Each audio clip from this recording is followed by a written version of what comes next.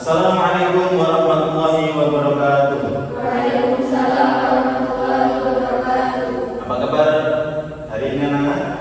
Alhamdulillah, luar biasa. Allah yes.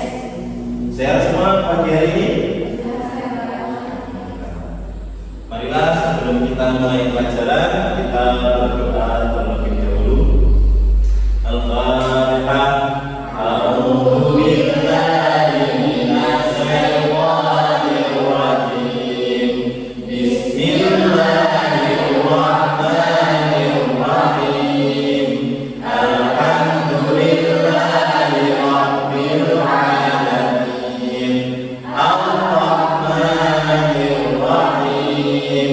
Maliki yaumiddin. Iyyaka na'budu wa iyyaka nasta'in. Ihdinas siratal mustaqim. Siratal ladzina an'amta 'alaihim ghairil maghdubi 'alaihim waladdallin. Rabbighfirli wa liwalidayya wa lil mu'minina amin ya rabbal alamin. Rabbi ishrah li sadri wa yassir li amri wahlul 'uqdatam min lisani yafqahu qawli. Rabbi zidni 'ilman warzuqni fahma. Amin ya rabbal alamin. Bapak akan mengecek kehadiran kalian dulu. Apakah ada yang tidak masuk hari ini? Siapa yang tidak masuk hari ini?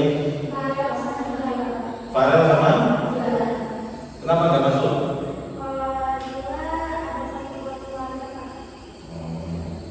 Farel?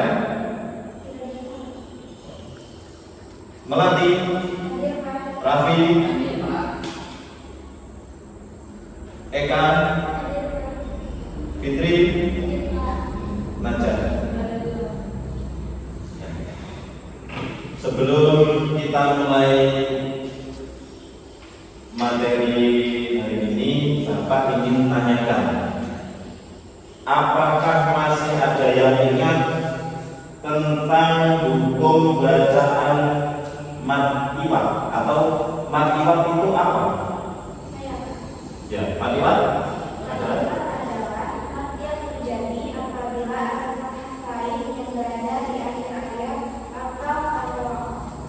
Contohnya? Nah, betul. Basiron dibaca basiron. Itu contoh bacaan mad iwad.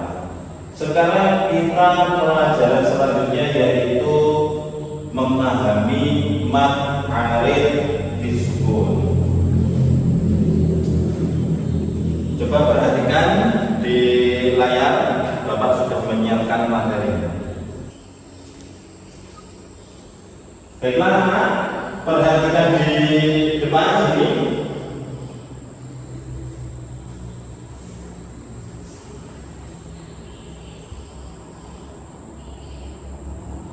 Yaitu mad arid disukun. Mad arid disukun adalah hukum tajwid yang terjadi ketika huruf mad, yaitu alif, ya, wawu bertemu huruf yang dibaca sukun karena wakof. Sukun di sini bersifat sementara, hanya terjadi saat berhenti membaca.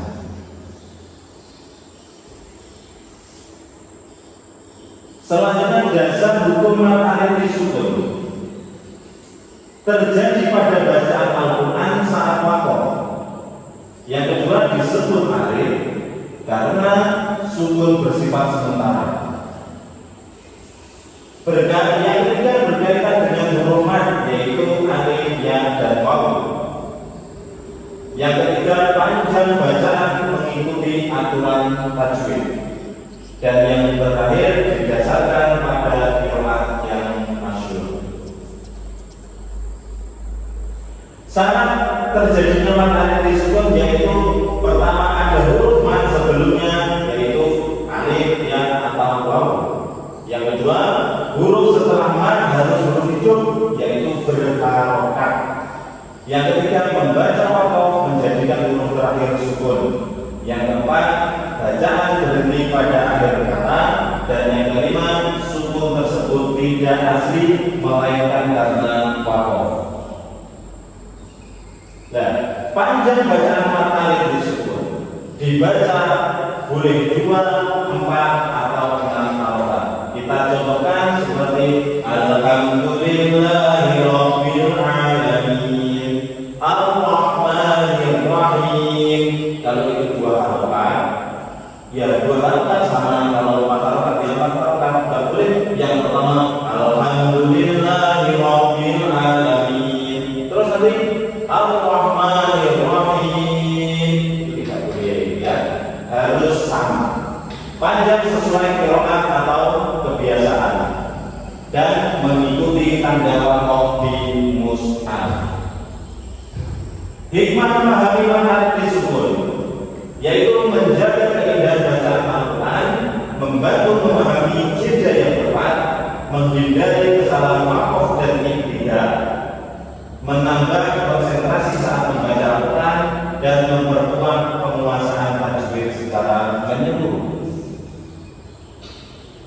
Kesalahan umum dalam mad alif disukun membaca kurang dari 2 harokat yang seperti Bapak contohkan tadi itu biasanya. Terus yang kedua, membaca lebih dari 6 harokat tanpa alasan. Terus tidak konsisten dalam panjang bacaan, salah memahami hurufnya dan waqaf, dan terakhir tidak mengikuti tanda waqaf di mushaf. Artinya tidak boleh ngabur, ya.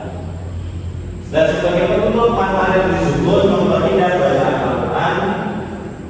Yang kedua, penting memahami dan melatih bacaan suara secara, maksudnya penting memahami dan melatih bacaan secara konsisten. Terus menjaga makna ayat saat waqaf, latih dengan bimbingan guru tajwid. Dan terakhir, bacaan yang baik adalah bentuk ibadah yang mulia.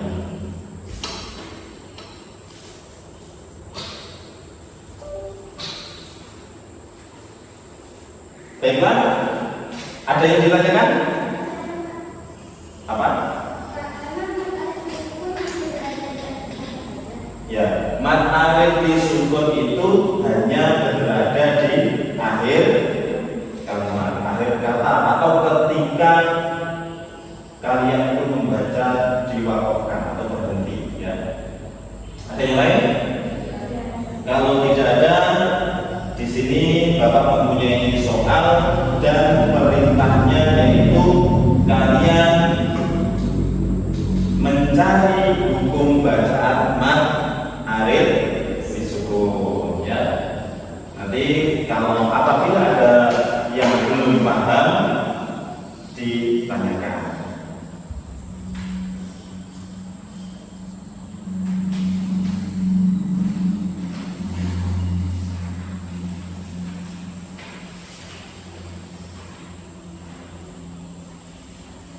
Anak-anak, waktu pengerjaan kalian yaitu 10 menit, ya. Sekali lagi, bila ada yang kurang paham, boleh kalian tanyakan. 10 menit kemudian. Baiklah anak-anak, sudah 10 menit, sudah selesai semua? Boleh dikumpulkan. Yuk, dari Raffi.